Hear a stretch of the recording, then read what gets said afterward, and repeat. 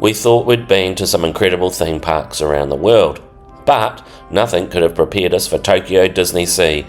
Often ranked as one of the best theme parks on earth, we spent the day exploring incredible themed lands, riding world-class attractions, and finding out if it really lives up to the hype. Here's everything we got up to, and a few tips that could save you hours of waiting. Alrighty, we just hopped off at the station at Mahama. There's two options to then make your way to DisneySea. You can either take the bus, which is only a short, about 11 minutes according to Google Maps. We're walking, it's about 1.3 kilometres apparently according to Google Maps, but it's through a mall, it's air conditioned so it's not too stressful and it's nice and flat. So we're just taking the walking option, but if you've got little ones, maybe the bus isn't a silly idea. Right, nearly there. The last stretch is outdoors, but as you can see, it has a good footpath for walking on, and it's very quiet around here actually. We were quite surprised at the quietness of the area. Right, here we are. We've made it through to, just coming up to security. We'll go through security. It's coming up to 12 o'clock actually. We've come in a bit later. We're planning on staying till late, so we thought we'd come in a bit later, and there's no queues at the moment, so yeah, I don't know. They often say come in early, but we'll see. We'll let you know whether we feel coming in a couple of hours after opening is worth it or not. At this stage at security there's no queues, but often the queuing happens around the ticketing area, so we'll see how this goes. Right, security was easy, and there's no queues here at ticketing either, so we're straight in by the looks of it. Right, we purchased our tickets on trip.com. From there we transferred them over to the Disney app, where we could use the QR code on the app to scan in. It was pretty seamless and an easy process. Well, that was super easy. Good start. So Harry's going to jump on the app now and see which ride's got the shortest wait time. We'll find some water and go and have a look around. Right, first impressions. It's pretty chill. Like, we've got a big globe here. Let's have a look. Alright, we've got the big globe into like a kind of like an old European style theme going on. It's pretty amazing actually. Alright, Harry's just checking the app, see what we've got. There's a parade happening up ahead. So yeah, arriving a little bit later. Obviously the park's in full swing. So yeah, but hey, we didn't have to wait in the ticketing, which was a real bonus. Now we've got some lines to wait in though. That's the one I want to do. Right, top tip, before you head to your next ride, open the Tokyo Disney Resort app. It shows live wait times for every attraction, so you can quickly spot shorter queues and change your plans on the fly. It also has an interactive map, making it really easy to find rides, restaurants, shops and toilets without wandering around. Trust me, it'll save you both time and a lot of walking. Before we'd even gone on a ride, we were blown away by the atmosphere. Every building, bridge and waterfront feels like you've stepped into a European seaside village. It's easily one of the most beautiful entrances to any theme park we've ever visited. Right, 20,000 leagues under the sea. We've gone into standby, which is about 15 minutes apparently. I don't know how long the actual wait is, but we'll go with this one. You can use Fast Pass for this ride, but you buy them individually off the app. I've never done that before, so I might give it a go later. I'll see how the day pans out and I'll see how the wait times track. But for this one we're happy to wait 50 minutes. We'll let you know how the ride goes.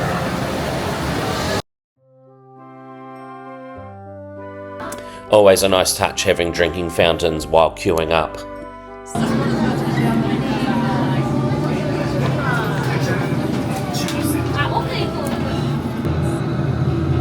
What's happening, Harry? I have no idea.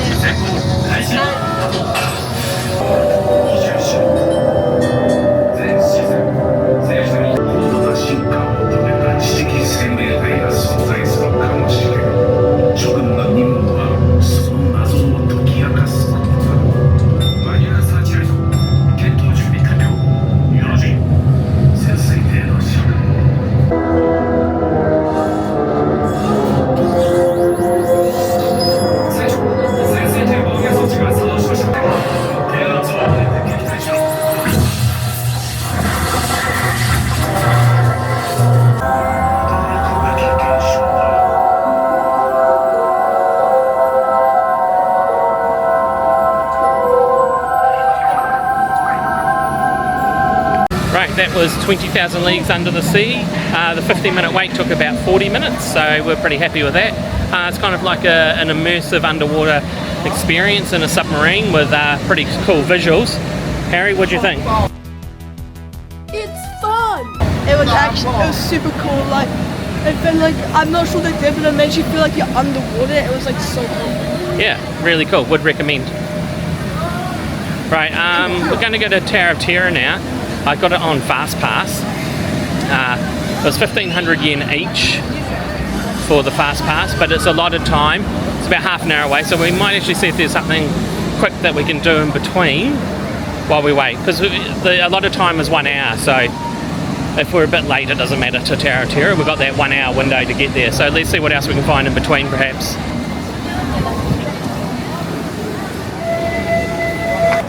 Choo-choo time. Rather than walking everywhere, we decided to jump aboard the DisneySea Electric Railway. This elevated train connects the American waterfront with Port Discovery and is a great way to save your legs while taking in some fantastic views of the park from above. Even if you don't need the transport, it's worth riding at least once just for the experience. Right, so when using Fast Pass, obviously you book it through the app, and I've already given you the price, 1,500 yen. Some of the other rides are about 2,000 yen. I think it depends how busy they are. They kind of fluctuate the price a little bit. I could be wrong there, but that's what it seems like. Then you get a wee barcode onto the app. The barcode doesn't turn up until your allotted time, and there's little scanning points as you walk in for that.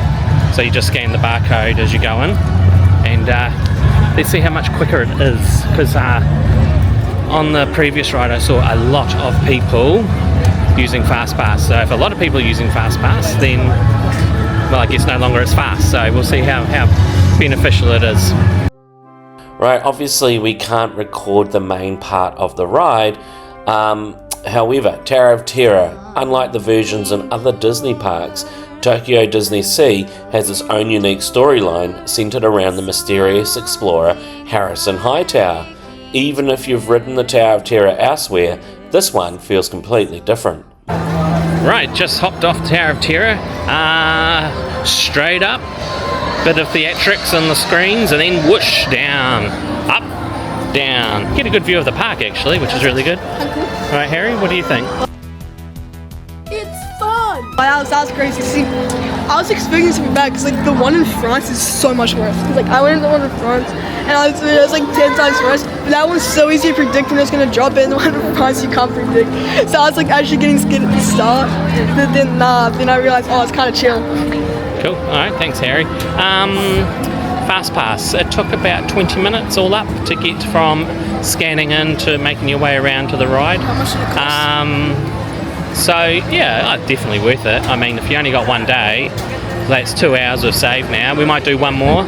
We might do Journey to the Centre of Earth on Fast Pass, so that will save us 4 hours in total, which is a massive bonus when you've only got 1 day here for an extra $24 each or something for the 2 rides. So yeah, I think it's actually definitely a deal. Alright, let's see what else we can find.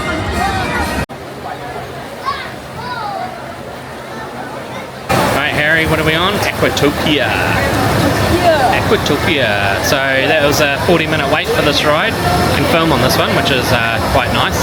So yeah, let's see what this is about.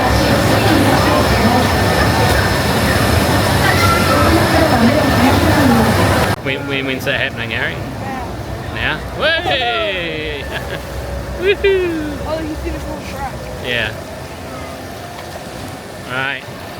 We're in the pew.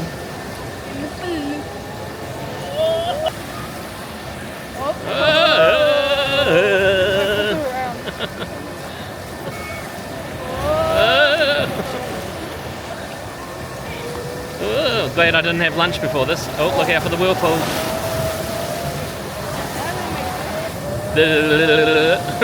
Oh my god, another one. Oh.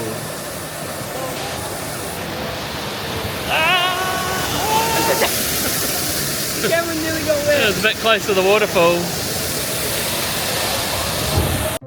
Aquattopia looks like a gentle ride until it starts spinning, sliding and changing direction when you least expect it. Every vehicle follows a slightly different path, so no two rides are exactly the same. It's short, fun and surprisingly unpredictable. Right, thought we might go to Venice for lunch and maybe have some Italian, reminisce on our time in Italy and enjoy some Italian delights. Let's have a look here.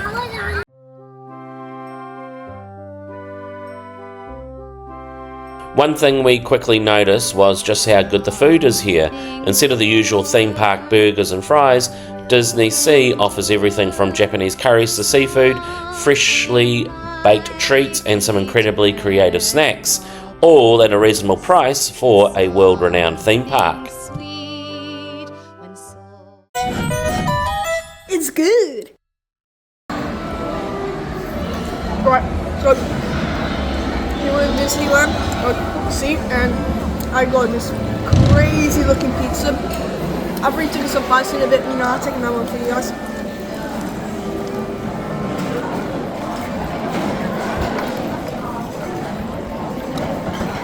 That's a great piece of that.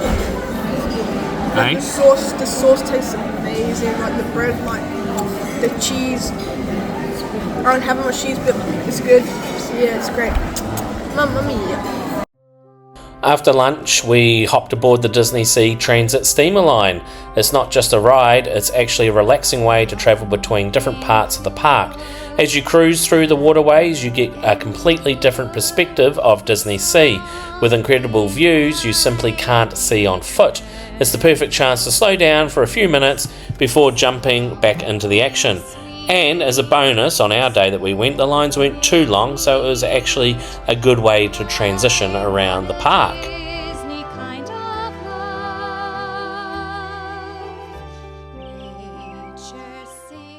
Right, here we are on Sinbad's voyage, storybook voyage.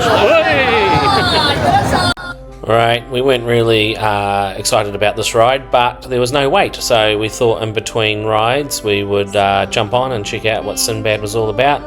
It was just a nice little cruise around a river, looking at the story of Sinbad being told through puppetry and animatronics. Right, now it's time for Journey to the Centre of the Earth.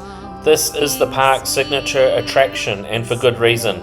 Hidden inside the volcano, it combines incredible storytelling with one of Disney's fastest rides. The finale completely caught us off guard.